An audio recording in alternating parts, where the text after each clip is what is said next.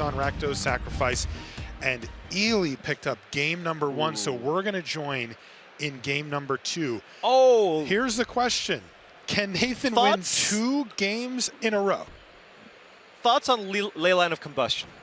Oh no, he had it in his opener? You can't cast it, and they have this card in the sideboard. 4 of them. Specifically for this matchup, because they identified, they're like, you know what?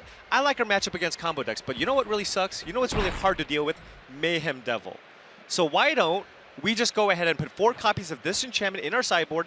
Rakdos decks, of course, do not have great ways to deal with enchantments. So now, if the Rakdos deck looks to interact with any of the creatures in the mono blue deck, they're going to get punished. That's right. If you don't know what Ley Line of Combustion does, it says whenever you and or at least one permanent you control becomes the target of a spell or ability an opponent controls, you can see it on your screen there, Ley Line of Combustion deals 2 damage to that player. So every single time they trigger anything from a Mayhem Devil, they just start taking 2, and that doesn't favor them very well. Now, what's going to happen here? Because I do see some beatdowns happening that don't really care about Ley Line much. Right. Nathan just going 1-drop into double 1-drop, and has Cat Oven going here on top of that.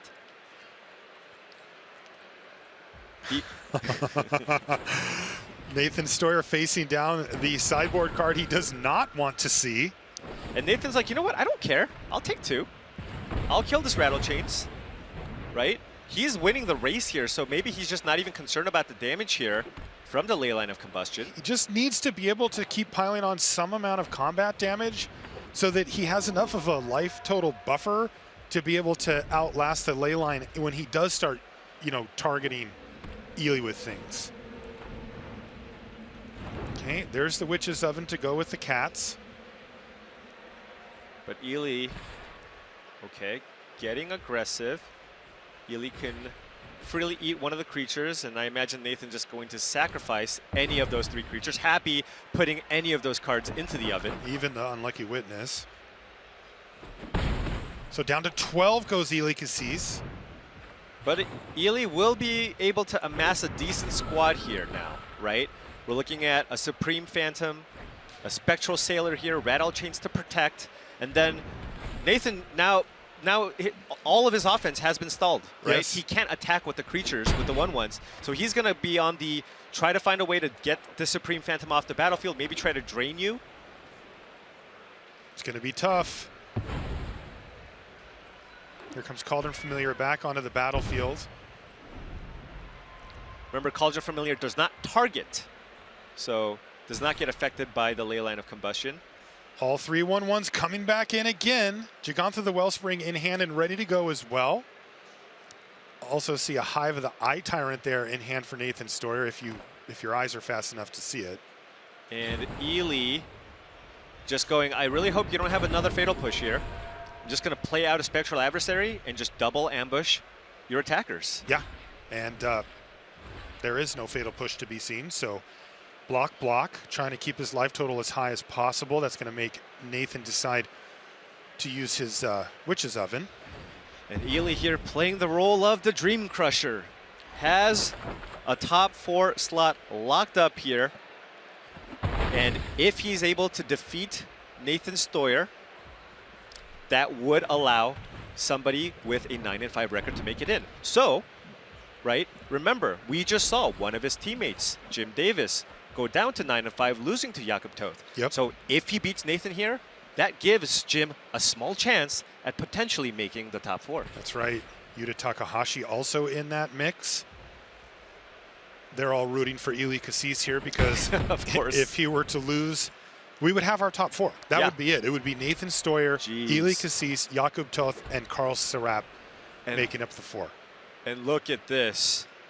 Nathan down to 10 life. This Ley Line of Combustion now very relevant. Even if Nathan finds ways to kill these creatures, he's going to get punished and take 2 damage. Is this one falling apart for Steuer here? It looks really bad. Blood Tithe Harvester, that can't save him, can it?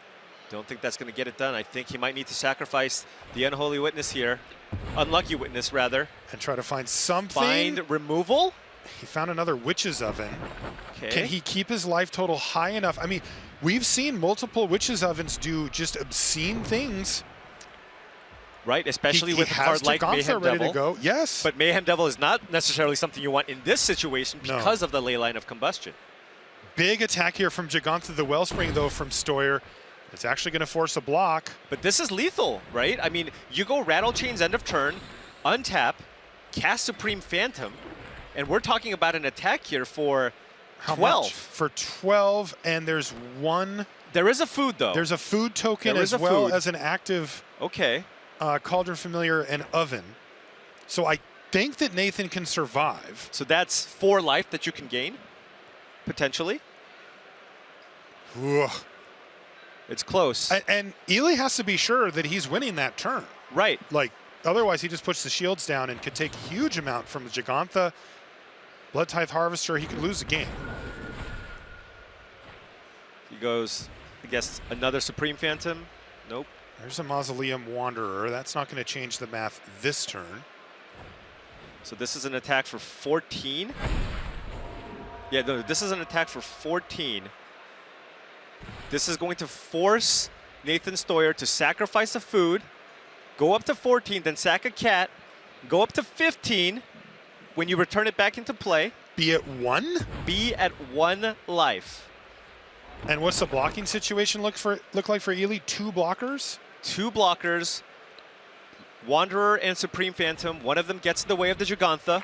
And that's the really important one, right? Because he can take a hit from the Blood Tithe Harvester, but he likely will not be able to take a hit from Gigantha after the dust settles on all this cat does go down to nonsense. 8 here. Remember, Witch's Oven is a guaranteed 2 extra points of damage. So down to 1 goes Nathan Steuer. So what needs to happen? He needs to find a way to get rid of Supreme Phantom? Well, you can't cast any removal spells here unless you make a food and sacrifice it because of the ley line of combustion. Fable of the Mirror Breaker, you're right. Of course he can't. Well, there is a Hive of the Eye Tyrant. Is that enough? I don't think so.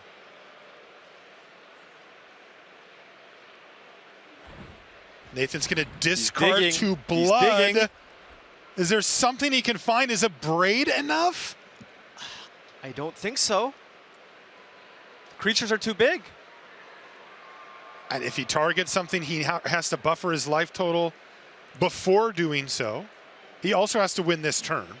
Like, doesn't win this turn, it's over. It's also kind of interesting that Eli is looking really good here. That ley line of combustion didn't really do anything. Not a ton. Right? You can't use the blood type. You can't use the blood. Well, he now sacrificed the blood. So if he activates and attacks with everything, Eli just flashes in the Mausoleum Wanderer, right? Right. You get to block the Gigantha and the Blood Tithe Harvester. You take 4 from the creatures on the right. Eli goes down to 4, and then you have 2 activations with these Cauldron Familiars. Nathan throws the thinking at him, but it looks like Eli Kassis is going to be the hero to the rest of the field, knocking Nathan Steuer down to 9-5. He's going to join Jim Davis and Yuta Takahashi. There's more players that are going to be 9-5 as well, but only one will be able to get in if Eli can finish this thing off this turn, and it looks like he's got it. And it's a good game from Nathan Steuer. Eli Kassis running the table here, improving to 11-3. He's going to be the only player with that record.